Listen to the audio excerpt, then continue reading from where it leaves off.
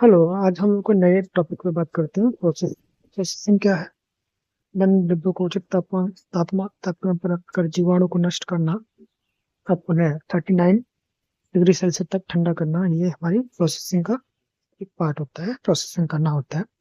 सब्जियों की डिब्बाबंदी में संसाधन का तापमान 115 डिग्री सेल्सियस से लेकर 121 डिग्री सेल्सियस तथा फलों में 100 डिग्री सेल्सियस तापमान पर 30 मिनट के लिए रखते हैं। कितने मिनट के लिए? 30 मिनट के लिए रखते हैं। ये हमारी संसाधन की प्रोसेस है।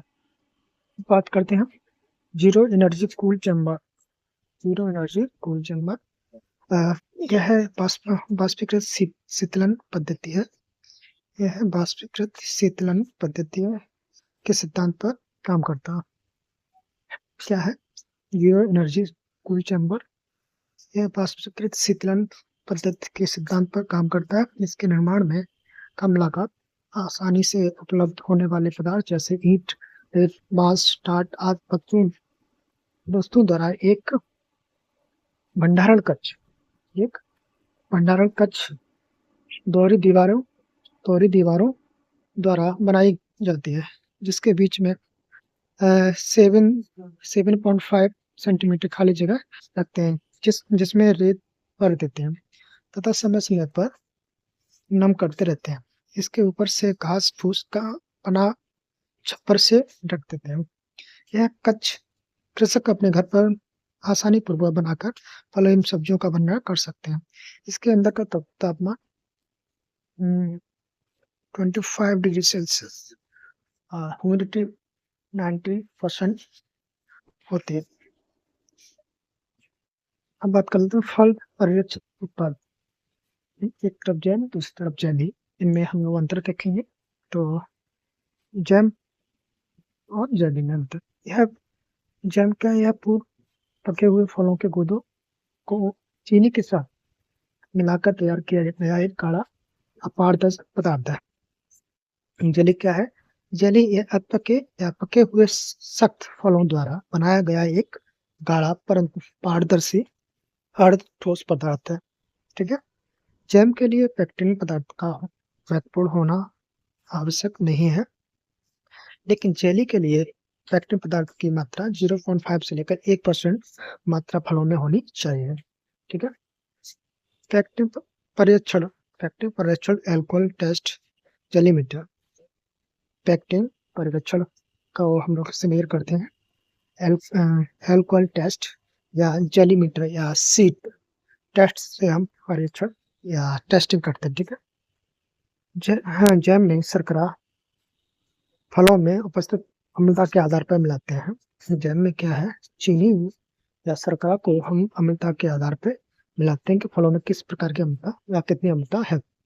जेली में चीनी फलों में उपस्थित पेक्टिन की मात्रा के आधार पर मिलाते हैं। किसके आधार पर मिलाते हैं? जेली में चीनी फलों में उपस्थित पेक्टिन की मात्रा के आधार पर मिलाते हैं। सामान्यतः 60 से 65% चीनी मिलाते हैं। और जैम में कितना मिलाते हैं? 68.5% चीनी मिलाते हैं। ठीक है। जैम में TSS कितना परसेंट होता है? 68.5% होता है ना। और जेली में TSS होता है 65%। जैम की बात करें, तापमान 219 से लेकर 221 फ़ारेनहाइट या 101 डिग्री सेल्सियस से लेकर 103 डिग्री सेल्सियस आवश्यकता होती है। जेली में अंतिम बिंदु पर तापमान 221 डिग्री फ़ारेनहाइट या 105.5 डिग्री सेल्सियस रखते हैं। अम्लता जैम में अम्लता 0.5 से 0.6% होता है, जबकि जेली में अम्लता 0.75% से लेकर 1% अम्लता होती है। जैम फलों को मिलाकर भी बनाया जा सकता है। जैम फलों को मिलाकर भी बनाया जा सकता है, जैसे सेब सबसे उपयुक्त फल है, पपीता, आम, स्ट्रॉबेरी, बेर आदि फलों को मिलाकर बनाते हैं। जबकि जेली एक ही प्रकार के फल से बनाया जाता है, फलों को मिलाकर नहीं बनाया जाता है। जैसे अमरूद सबसे उपयुक्त फल है जेली के लिए। करोंदा, आंवला, नींबू, वर्गीय फल, अंगूर, जामुन आदि।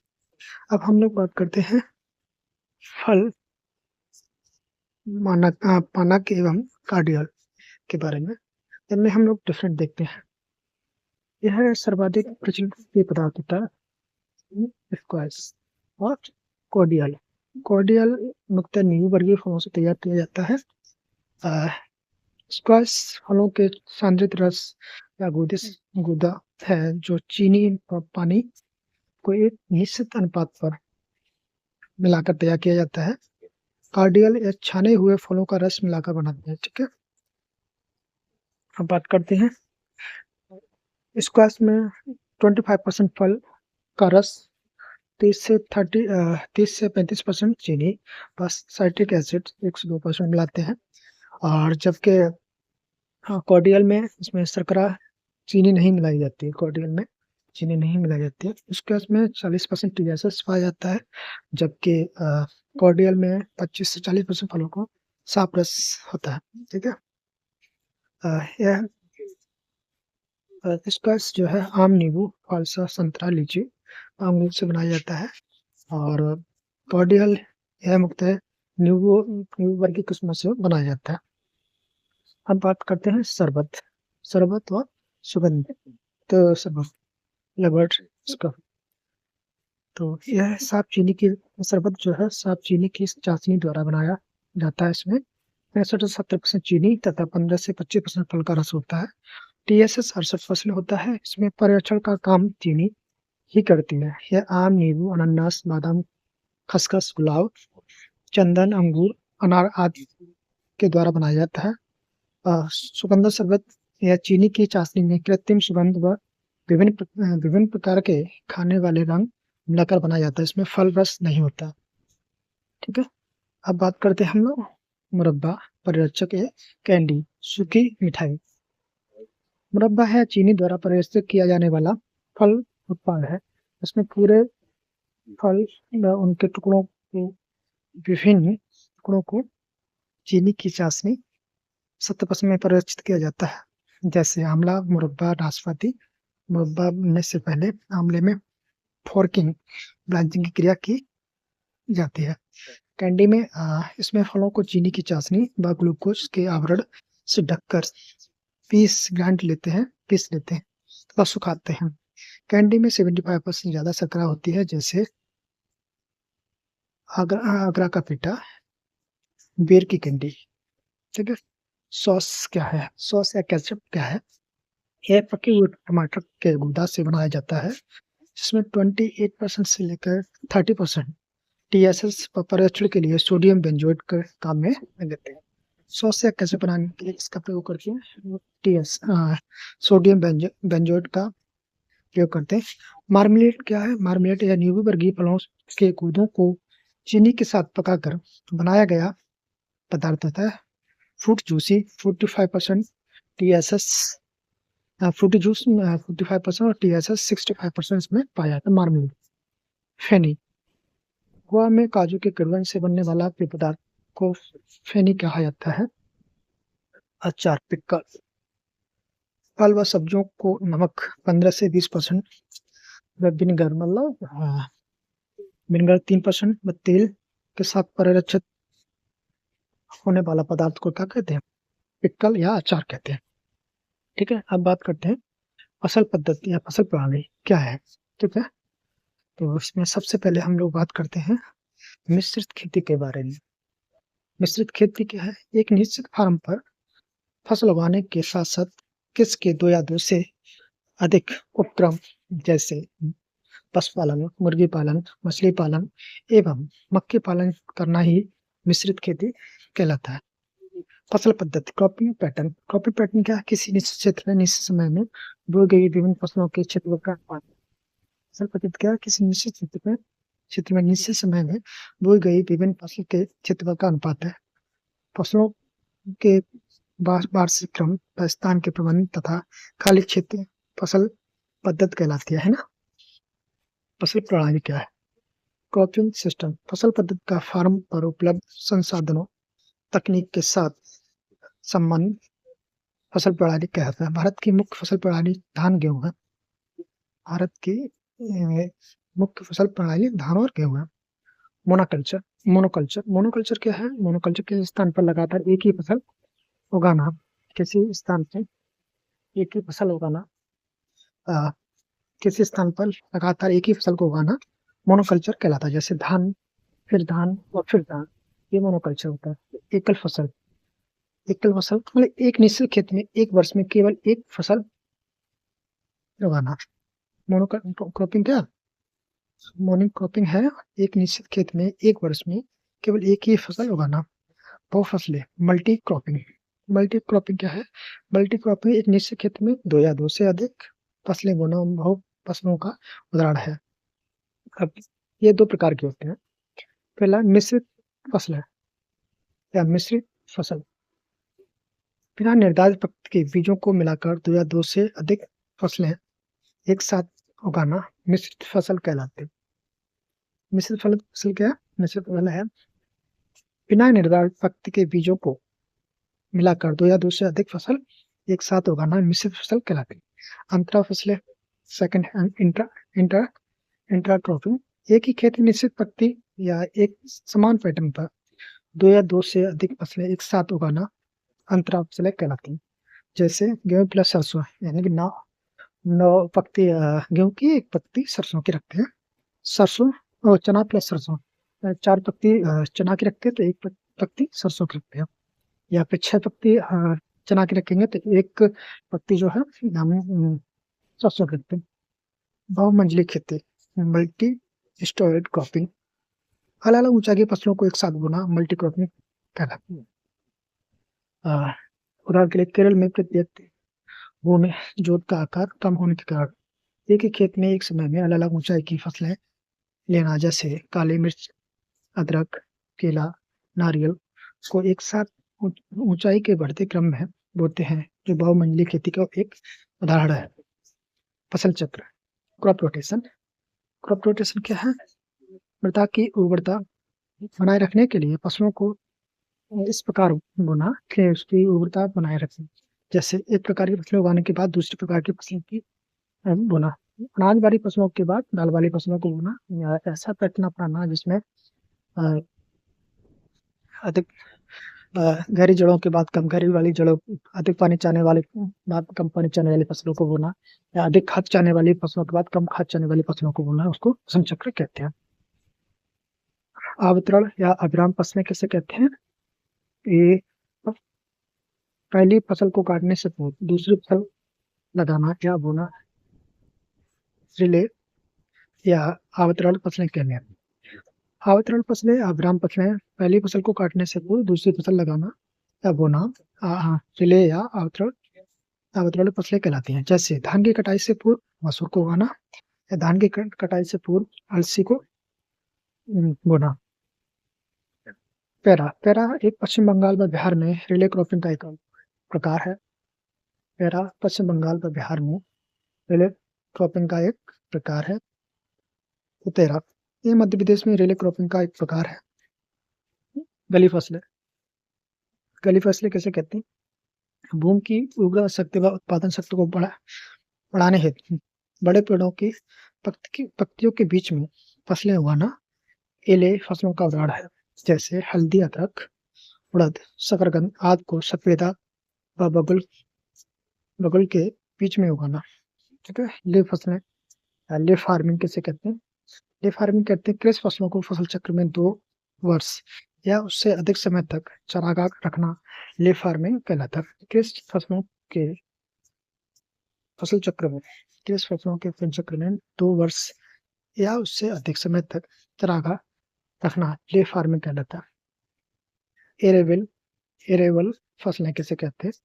एरेबल फसलें ऐसी फसलें जिनके लिए अच्छी जुताई क्रियाएं करना आवश्यक होता है, उन्हें एरेबल फसलें कहते हैं। जैसे आलू हो गया, तम्बाकू हो गया, धान हो गया, गन्ना हो गया, मतलब इसमें जुताई की ज्यादा आवश्यकता होती है, उसे एरेबल फसलें कहते हैं। सहायक फसलें वे फसलें होती है जो दूसरे को सपोर्ट करती है ना। ये फसलें मुख्य फसलों से पहले या तुरंत बढ़ने के लिए लगाई जाती हैं। ये फसलें मुख्य फसलों से पहले त्वरित बढ़ने या त्वरित बढ़ने के लिए लगाई जाती हैं। जैसे बरसीम गरजका में सरसों को लगाना, इससे पहले कटाई में अधिक उपज प्राप्त हो सके। पेड़ी, पेड़ी किसे कहते हैं? पेड़ी कहते हैं पहली फसल को काटने के बाद उसी खेत में उसी तने से दूसरी फसल लेना रेटुलिंग या पेड़ी कहलाते हैं। यह क्रिया गन्ने या घासों में करते हैं। नगदी फसलें, नगदी फसलें आलू, गन्ना, कपास आदि फसलों को नगदी फसलों के रूप में जानते हैं, क्योंकि इन फसलों से प्रति इकाई क्षेत्रफल से अधिक मूल्य प्राप्त होते हैं। कैच फसलें, मानसूनी देरी से आने के कारण। कैच फसलें किसे कहते हैं? मानसून देरी से आने के कारण जब मुख्य फसल उगाना संभव नहीं होता है, तब छोटी अवधि के दौरान व जल्दी पकने वाली फसलों को बोना ही कैच फसलें कहलाते हैं। जैसे मूंग, उड़द, प्याज और चमला को उगाना एक कैच फसलों के उदाहरण है। ठीक है। पलवार या कवर फसलें, पलवार या कवर फसलें, ये फसलें भूमि को ढक कर रखती हैं, जो मृदा नमी संरक्षण करने व मृदा क्षरण से बचाने के लिए हम पलवार फसलों को या कवर फसलों को बोते हैं। जैसे लोबिया है, मूंगफली है, उड़द, मूंग व शकरकंद, ये मृदा क्षरण को भी रोकते हैं या संरक्षण करते हैं। फांस फसलें, फांस फसलें ये वे फसलें हैं मुक्त हैं जो फसल की बाउंड्री पर लगाई जाती हैं। फांस फसलें बोलते हैं जो कीटों व बीमारियों को अंदर आने से मुख्य फसल तक पहुंचने से रोकती हैं। जैसे पत्ता गोभी के खेत के चारों ओर सरसों लगाना, टमाटर व भिंडी के साथ हजारा की खेती करना, ये फांस फसलों के उदाहरण हैं। जीवन निर्वाह खेती किसे कहते हैं? इस खेती से प्राप्त उत्पादन जो केवल पारिवारिक आवश्यकताओं को पूरा करें, उससे जीवन निर्वाह खेती करते हैं। संगन खेती, इंटेंसिव फार्मिंग किसे कहते हैं? इंटेंसिव फार्मिंग कहते हैं प्रति इकाई भूमि पर अधिक मात्रा में खाद व पानी देकर तकनीकी का उपयोग कर अधिक उत्पादन लेना संगन खेती कहा जाता है। टिकाऊ खेती किसे कहते हैं? अब बात करते हैं टिकाऊ खेती, सस्टेनेबल फार्मिंग या एग्रीकल्चर। इस प्रकार की कृषि में कम लागत वाले आदानों का प्रयोग किया जाता है एवं रासायनिक उर्वरक कीटनाशकों का प्रयोग सीमित किया जा सकता है। इससे भूमि की उर्वरा क्षमता काफी समय तक बनी रहती है। इस प्रकार इसे प्राकृतिक खेती या पारिस्थितिक खेती के नाम से भी जानते हैं। ठीक है। झूमिक खेती किसे कहते हैं? या शिफ्टिंग खेती किसे कहते हैं? वनों को काटकर या जलाकर एक ही फसल 2-3 साल तक बोना, है ना, तो उसे झूमिंग खेती कहते हैं। खेती भारत के पूर्वोत्तर राज्यों में की जाती है। टोंगिया खेती किसे कहते हैं? टोंगे खेती कहते हैं तन रोपण के बाद जब तक पेड़ बड़े नहीं होते वहां की जाने वाली प्यारा खेती टोंगा खेती कहलाती है। वहां की जाने वाली खेती टोंगा खेती है। दियारा खेती किसे कहते हैं? दियारा खेती कहते हैं नदी के किनारे एवं बाढ़ग्रस्त क्षेत्रों में बाढ़ के पानी को हट जाने के बाद की जाने वाली खेती को हम दियारा खेती के नाम से जानते हैं। समुच्च खेती किसे कहते हैं? समुच्च खेती कहते हैं पहाड़ी क्षेत्रों में ढलान के विपरीत की जाने वाली खेती को हम समुच्च खेती के नाम से जानते हैं। आपातकालीन खेती, आपातकालीन खेती क्या होती है? बरानी क्षेत्रों में लघु अवधि की फसल उगाते हैं जो उस क्षेत्र के लिए लाभदायक होती है, वो आपातकालीन खेती के नाम से जानते हैं। फसल सघनता को हम कैसे कैलकुलेशन करते हैं? फसल सघनता इक्वल टू होता है कुल फसली क्षेत्र अपॉन शुद्ध बोया गया क्षेत्र इंटू 100। हम फसल सघनता इसी सूत्र से निकालते हैं। राजस्थान में फसल सघनता 128 से लेकर 130% है, जबकि भारत में फसल सघनता 138% है। फसल चक्र सघनता क्रॉप रोटेशन इंटेंसिटी कैसे निकालते हैं? फसल चक्र सघनता में हरी खाद वाली फसलों को गणना में सम्मिलित नहीं करते। फसल चक्र सघनता में हरी खाद वाली फसलों को गणना में सम्मिलित नहीं करते हैं। इंटर व मिक्स्ड क्रॉपिंग में बोई गई सभी फसलों की गणना एक ही फसल के रूप में लेते हैं। यहाँ मतलब होता है कि हम जो फसल चक्र सघनता निकालते हैं तो उसमें हरी खाद वाली फसलों को नहीं इंक्लूड करते हैं और ना ही जो मिक्स क्रॉप जो बोलते हैं तो उसको एक ही फसल के रूप में काउंट करते हैं। जैसे देखेंगे आगे। फसल चक्र सघनता का फॉर्मूला है फसल चक्र में फसलों की संख्या अपॉन वर्षों की संख्या इंटू 100, है ना। जैसे धान, गेहूं, मूंग की फसल क्षमता कितनी है? फसल चक्र क्षमता कितनी है? 300%। और चरी बाजरा की फसल क्षमता कितनी है? 200, क्योंकि यहाँ पे 2 फसलें हैं और ऊपर 3 फसलें हैं। अब बात करते हैं जैविक फार्मिंग के बारे में। हाँ, जैविक खेती क्या है? ऑर्गेनिक फार्मिंग शब्द का सर्वप्रथम प्रयोग लॉर्ड वाल्टर नॉर्थवुड ने किया था। ऑर्गेनिक फार्मिंग शब्द का सर्वप्रथम प्रयोग लॉर्ड वाल्टर नॉर्थवुड ने किया था। ठीक है। जबकि जैविक खेती के जनक सर अल्बर्ट हावर्ड कहलाते हैं। जबकि जैविक खेती के जनक सर अल्बर्ट हावर्ड कहलाते हैं। संश्लेषित रसायनों संश्लेषित रासायनिक उर्वरकों, कीटनाशकों, फफूंदनाशकों, खरपतवारनाशियों का प्रयोग नहीं करते हैं। इनके स्थान पर कार्बनिक खादों जैसे उर्वरकों, ट्राइकोडर्मा जैविक कीटनाशक, ट्राइकोडर्मा जैविक फफूंदनाशक, कोलेगो डिवाइन फफूंदयुक्त बायो हर्बिसाइड का प्रयोग करते हैं। भारत का पहला कार्बनिक राज्य उत्तराखंड है। ठीक है। भारत सरकार द्वारा हाल ही में सिक्किम को पूर्ण कार्बनिक राज्य घोषित किया गया है। राजस्थान राज्य में डूंगरपुर पूर्ण जैविक जिला घोषित है। राजस्थान खेती से कार्बनिक खेती प्रमाणीकरण में 3 से 4 वर्ष का समय लगता है। राष्ट्रीय जैविक खेती केंद्र गाजियाबाद उत्तर प्रदेश में 2004 में बनाया गया। राष्ट्रीय जैविक खेती केंद्र NCOF national organic farming sorry ये है हमारा गाजियाबाद उत्तर प्रदेश में 2004 में बनाया गया।